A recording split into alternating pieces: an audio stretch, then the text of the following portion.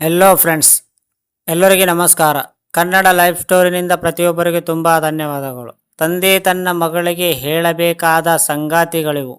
ತಂದೆ ಮತ್ತು ಮಗಳ ಸಂಬಂಧವು ತುಂಬ ಪವಿತ್ರವಾದರೂ ಹದಿಹರೆಯದ ಮಗಳಿಗೆ ಲೈಂಗಿಕ ಶಿಕ್ಷಣ ನೀಡುವುದು ಅಗತ್ಯ. ಅದರಲ್ಲೂ ಸಂಬಂಧ ಲೈಂಗಿಕ ಶಿಕ್ಷಣವನ್ನು ತಂದೆಯು ಮಗಳಿಗೆ ಹೇಳಿಕೊಡಬೇಕು. ಸಮಾಜದಲ್ಲಿ ತಾಯಿ ಮಗಳು ತಂದೆ ಮಗನ ಸಂಬಂಧಕ್ಕೆ ಮಹತ್ವ ಇರುವುದು. ಮಗಳು ತನ್ನ ದೈಹಿಕ ಹಾಗೂ ಮಾನಸಿಕ ಬದಲಾವಣೆಗಳ ಬಗ್ಗೆ ಮೊದಲಿಗೆ ಹೇಳಿಕೊಳ್ಳುವುದು ತಾಯಿಯ ಬಳಿ. ಅದೇ ಸ್ನೇಹಿತರಂತೆ ಇರುವ ತಂದೆಯು ಕೆಲವೊಮ್ಮೆ ಮಗನಿಗೆ ಇಂತಹ ವಿಚಾರಗಳ ಬಗ್ಗೆ ನೇರವಾಗುವವರು. ಆದರೆ ತಾಯಿಯ ಮಾತ್ರ ಮಗಳಿಗೆ ಇಂತಹ ವಿಚಾರಗಳನ್ನು ಹೇಳಿಕೊಡುವುದಲ್ಲ. ಸಂಬಂಧ ಲೈಂಗಿಕ ಶಿಕ್ಷಣವನ್ನು ತಂದೆಯು ಮಗಳಿಗೆ ಹೇಳಿಕೊಡಬೇಕು. ಬದಲಾಗುತ್ತಿರುವಂತಹ ಯುಗದಲ್ಲಿ ಲೈಂಗಿಕ ಶಿಕ್ಷಣವೆನ್ನುವುದು ಅತಿ ಅಗತ್ಯ. ಇಲ್ಲವಾದಲ್ಲಿ ಅವರು ಜೀವನದಲ್ಲಿ ದೊಡ್ಡ ಸಮಸ್ಯೆಯನ್ನು ಎದುರಿಸಬಹುದು.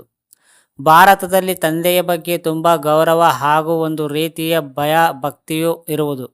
ಇಂತಹ ಸಂದರ್ಭದಲ್ಲಿ ಮಗಳು ಲೈಂಗಿಕ ಶಿಕ್ಷಣವನ್ನು ಪಡೆಯುವುದು ತುಂಬ ದೂರದ ಮಾತು. ತಂದೆಯು ತನ್ನ ಮಗಳಿಗೆ ಯಾವ ರೀತಿಯಿಂದ ಲೈಂಗಿಕ ಶಿಕ್ಷಣವನ್ನು ನೀಡಬಹುದು ಎಂದು ಈ ಸ್ಟೋರಿಯಲ್ಲಿ ತಿಳಿಸಿಕೊಡಲಾಗಿದೆ. ನಗರ ಪ್ರದೇಶದಲ್ಲಿನ ತಂದೆ ಮಗಳಿಗೆ ಇಂತಹ ಶಿಕ್ಷಣವು ಅತಿ ಅಗತ್ಯವಾಗಿರುವುದು. ಪುರುಷರ ಬಗ್ಗೆ ಮಾತನಾಡುವಾಗ ವೇಳೆ ನಿಮ್ಮ ಬಗ್ಗೆ ಮಾತನಾಡಿ. ನಿಮ್ಮ ಮಗಳಿಗೆ ನೀವು ಹುಡುಗರು ಕೆಟ್ಟವರು, ಅವರು ಒಳ್ಳೆಯವರು ಎಂದು ಹೇಳುತ್ತಿದ್ದರೆ ಇದನ್ನು ನೀವು ಈಗಲೇ ನಿಲ್ಲಿಸಬೇಕು.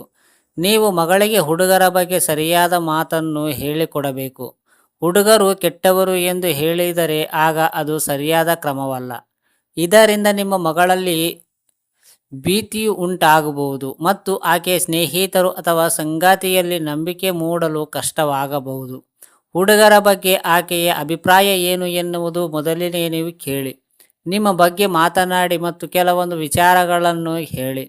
ಹುಡುಗರು ಯಾವ ವಿಚಾರವನ್ನು ಗ್ರಹಿಸುವವರು, ಯಾವುದನ್ನು ಇಷ್ಟಪಡುವುದಿಲ್ಲ ಮತ್ತು ಯಾವುದನ್ನು ಇಷ್ಟಪಡುವವರು ಎಂದು ಹೇಳಬೇಕು. ಇದೆಲ್ಲವನ್ನು ನೀವು ಮುಕ್ತ ಮನಸ್ಸಿನಿಂದ ಹೇಳಬೇಕು. ನೀವು ಅವರಲ್ಲಿ ಲಿಂಗ ಭೇದವನ್ನು ಉಂಟು ಮಾಡಬಾರದು. ಗೌರವ ಪಡೆಯುವುದನ್ನು ಕಲಿಸಿ. ಹದಿಹರೆಯಲ್ಲಿರುವಂತಹ ನಿಮ್ಮ ಮಗಳು ಆಕರ್ಷಣೆಗೆ ಒಳಗಾಗಬಹುದು ಅಥವಾ ಪ್ರೀತಿಯಲ್ಲಿ ಬೀಳಬಹುದು. ಇಲ್ಲಿ ನಿಮ್ಮ ಇಷ್ಟ ಕಷ್ಟಗಳು ಯಾವುದು ಕಡೆಗಣೆ ಬರುವುದಿಲ್ಲ. ಹದಿಹರೆಯದಲ್ಲಿ ಅವರ ದೇಹದಲ್ಲಿ ಆಗುವಂತಹ ಹಾರ್ಮೋನ್ ಬದಲಾವಣೆಯು ಯಾವುದೇ ನಿಯಂತ್ರಣಕ್ಕೂ ಬಗ್ಗದು. ಆದರೆ ಆಕೆಯ ಆಯ್ಕೆಯು ಸೌಂದರ್ಯ, ಜನಪ್ರಿಯತೆ ಮತ್ತು ಸಂಪತ್ತಿನ ಮೇಲೆ ಅವಲಂಬಿತವಾಗಿದೆಯೋ ಎಂದು ತಿಳಿಯಿರಿ. ಆಕೆಯು ಸರಿಯಾದ ಆಯ್ಕೆಯನ್ನು ಮಾಡಬೇಕು ಎನ್ನುವುದರ ನಿಮ್ಮ ಆಸೆಯಾಗಿರುವುದು. ನೀವು ತಂದೆಯಾಗಿ ಆಕೆಯ ಮಾದರಿಯಾಗಬೇಕು. ನಿಮ್ಮ ನಡವಳಿಕೆಯು ಕೂಡ ಮಗಳ ಮೇಲೆ ಪರಿಣಾಮ ಬೀರುವುದು. ಹೀಗಾಗಿ ಆಕೆಗೆ ಗೌರವ ಪಡೆಯುವುದು ಹಾಗೂ ಕೊಡುವುದು ಹೇಗೆ ಎಂದು ತಿಳಿಸಿ. ವಿಷಕಾರಿ ಸ್ನೇಹಿತರಿಂದ ದೂರವಿರಿಸಿ. ಹದಿಹರೆಯದಲ್ಲಿ ದೇಹದಲ್ಲಿ ಆಗುವಂತಹ ಕೆಲವೊಂದು ಬದಲಾವಣೆಗಳು ಸಾಮಾನ್ಯವಾಗಿ ಆಘಾತವನ್ನು ಉಂಟು ಮಾಡಬಹುದು.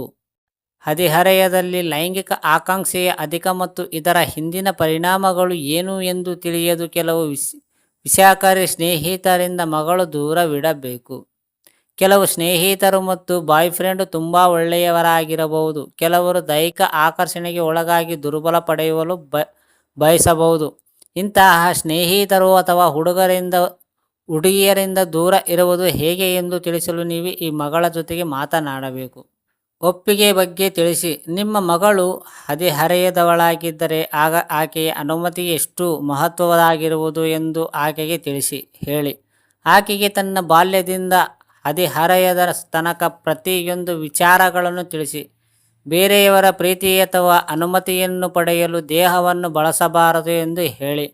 ಆಕೆಯ ಬೇರೆಯವರ ಪ್ರೀತಿ ಅಥವಾ ಭೀತಿಯಿಂದ ದೇಹವನ್ನು ಅರ್ಪಿಸುತ್ತಿದ್ದರೆ ಅದು ತಪ್ಪು ನಿರ್ಧಾರ ಎಂದು ಹೇಳಿ. ಭೀತಿಯಿಂದ ಮಾತನಾಡುವಂತಹ ಕ್ರಿಯೆಗಿಂತಲೂ ಏಕಾಂಗಿತನನ್ನು ಒಳ್ಳೆಯದು ಎಂದು ಹೇಳಿ. ತನ್ನ ಭಾವನೆಗಳನ್ನು ಮೇಲೆ ನಂಬಿಕೆಯನ್ನಿಡಲು ಹೇಳಿ. ಬಾಲ್ಯದಿಂದಲೂ ನಂಬಿಕೊಂಡು ಬಂದಿರುವಂತಹ ಕೆಲವೊಂದು ನಂಬಿಕೆಗಳು ಹಾಗೂ ಕನಸುಗಳ ಮೇಲೆ ನಂಬಿಕೆಯನ್ನಿಡಬೇಕು ಎಂದು ಹೇಳಿ. ಯಾಕೆಂದರೆ ಭೀತಿ ಮತ್ತು ಆಕರ್ಷಣೆಯು ಇದರಿಂದ ಆಕೆಯನ್ನು ದೂರ ಮಾಡಬಹುದು. ಆಕೆಯ ಮಾರ್ಗದರ್ಶಕರಾಗಿ ಮತ್ತು ಆಕೆಯ ಕ್ರಮಕ್ಕೆ ತೀರ್ಪು ನೀಡಲು ಹೋಗಬೇಡಿ. ತನ್ನ ಒಳಮನಸ್ಸನ್ನು ಇಲ್ಲವೆಂದು ಹೇಳಿದರೆ ಆಗ ಅದನ್ನು ಪಾಲಿಸಬೇಕು ಎಂದು ಹೇಳಿ.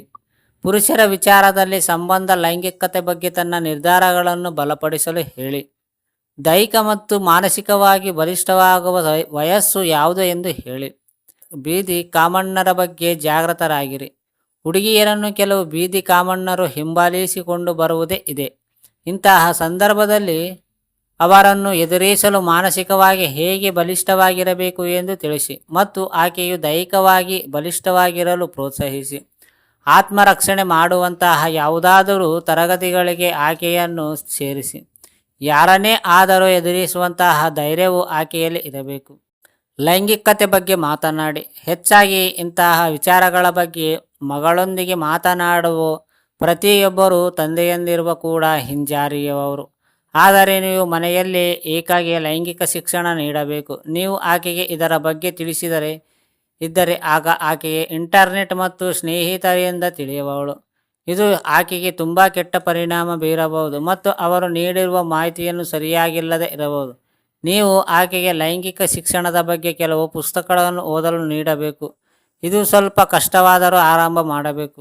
ಲೈಂಗಿಕ ಕ್ರಿಯೆ ಮತ್ತು ಅದರಿಂದ ಆಗುವಂತಹ ಕೆಟ್ಟ ಪರಿಣಾಮಗಳ ಬಗ್ಗೆ ನೀವು ತಿಳಿಸಿ. ನಿಮ್ಮ ಪತ್ನಿಯ ಇಲ್ಲದೆ ಇದ್ದರೆ ಆಗ ಮಗಳಿಗೆ ಲೈಂಗಿಕ ಶಿಕ್ಷಣ ನೀಡುವುದು ಅತಿ ಅಗತ್ಯ. ಗರ್ಭಧಾರಣೆ, ಗರ್ಭನಿರೋಧಿ ಮತ್ತು ಹೆರಿಗೆ ಬಗ್ಗೆ ಕೂಡ ತಿಳಿಸಿ. ಇದೆಲ್ಲವೂ ಆಕೆಗೆ ತುಂಬ ನೇರವಾಗಲಿದೆ. ಲೈಂಗಿಕತೆ ಎನ್ನುವುದು ಸುಂದರ ಎಂದು ತಿಳಿಸಿ. ಲೈಂಗಿಕ ಕ್ರಿಯೆಯ ಕೊಳುಕು ಎಂದು ಯಾವತ್ತಿಗೂ ನಿಮ್ಮ ಮಗಳಿಗೆ ಹೇಳಬೇಡಿ.